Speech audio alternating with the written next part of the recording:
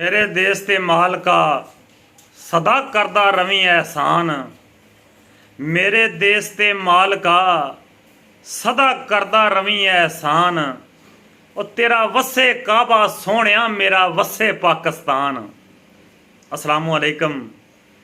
75वां यौम आज़ादी असी जोश ते खरोश नाल मनाया। कल वेख्या कि एक आम जिहा चक तो लैके मुल्क के दारुल हुकूमत तक रैलियां, जलसे, जलूस, तकरीरां, झंडे, नारे सारा कुछ वेखण च आया ते आउणा भी चाहिदा सी।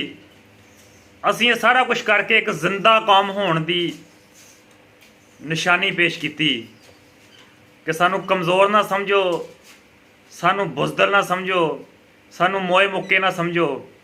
असी अंदरों भी जिंदा वां ते बाहरों भी जिंदा वां ते अपने मुल्क वास्ते हर वेले ही जिंदा वां। बड़ा अच्छा दिन गुजरिया कल दा। हर पासे नारे लगे, मुल्क की सलामती लई दुआवां कीतियां गईयां। आम लोगों तो लैके सियासतदानां तक, लीडरां तक सारिਆਂ ने जोशो खरोश का मुजाहरा किया। मैं तुहाडे नाल एक अहम गल डिस्कस करनी चाहना कि हज़रत मौला अली रजी अल्लाह तआला अन्हु उन्हां दा फरमान आ कि जिहड़े लोग अपने देश नाल मुखलस नहीं, वो लोग कभी भी अगे नहीं जा सकते, कभी भी खुशहाल नहीं हो सकते। उन्हां दी जिंदगी च कभी भी सुख चैन या तरक्की नहीं आ सकती। ये नारे असी लाए, जोशो खरोश असीं वहाया, झंडियां असीं लाइयां, झंडे लाए, सेमीनार कीते, जलूस कड्ढे, सारा कुछ किया। आओ ज़रा गौर करिए कि क्या असीं अपने देश नाल मुखलस भी हैं या सिर्फ असीं कल तमाशा ही किया। एक आम इंसान तो लैके सदरे पाकिस्तान तक सारे अपने गिरेबान च झाक मारन। क्या असीं अपने देश नाल मुखलस हाँ? मैं एक आम इंसान की गल करदा। क्या तुसी देखिया गली बाजार कूचे च नाली बनती या सोलंग लगता या सीवरेज बनता, असी उसकी हिफाजत की? क्या अपने दरवाजे अगे असी बाजार नूं साफ रखिया? क्या असी सरकारी अमलाक नूं नुकसान तो बचाया? क्या कोई भी सरकारी शै, वो भावें जंगल आ, वो भावें नहर की पटड़ी ते रुख आ, वो भावें किसी दफ्तर की कुर्सी आ, क्या असीं उहदी हिफाजत की? क्या असीं जाणिया कि साडे देश की शै आ?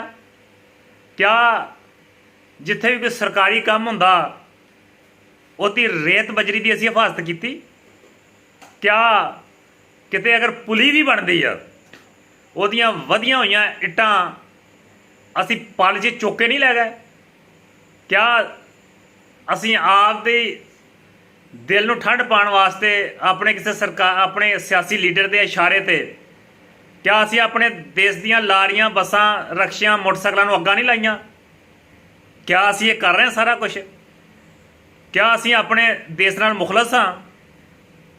क्या असीं आप दी मट्टी नाल वफा करते हैं? अगर ते करते हैं फिर जश्न आज़ादी जो मनाया गया उसकी कदरों कीमत होएगी। अगर नहीं तो कले नारे लाउणा, झंडे लाउणा, जलूस कढ़ना, तकरीरां करना कुछ नहीं होने लगा। अपने देश नाल मुखलस हो जाइए, अपनी मिट्टी नाल प्यार करिए, अपने देश की हर शै नूं अपनी जाती शै समझिए। ये ना कहिए एक गौरमेंट दी है। गौरमेंट कौन आ? गौरमेंट तू तो मैं हाँ। गौरमेंट का खजाना किहड़ा खजाना? साडी जेब भी गौरमेंट का खजाना वा। साडे कोलों ही जाना वा जिहड़ा गौरमेंट के खजाने 'च जाना वा। क्या असीं इस ते अमल पैरा वां? अगर इस ते अमल पैरा वां तो जश्न आज़ादी मनाना कुछ ना कुछ कदरों कीमत रखता। अगर नहीं तो लम्हा फिक्रिया वा। मैं अल्लाह की बारगाह च आखिर ते दुआ करदा कि मेरे देश ते मालका और सदा करदा रवी एहसान, और तेरा वसे काबा सोहणिया मेरा वसे पाकिस्तान। पाकिस्तान जिंदाबाद। कायदे आज़म जिंदाबाद। पाकिस्तानी कौम जिंदाबाद। अस्सलाम वालेकुम।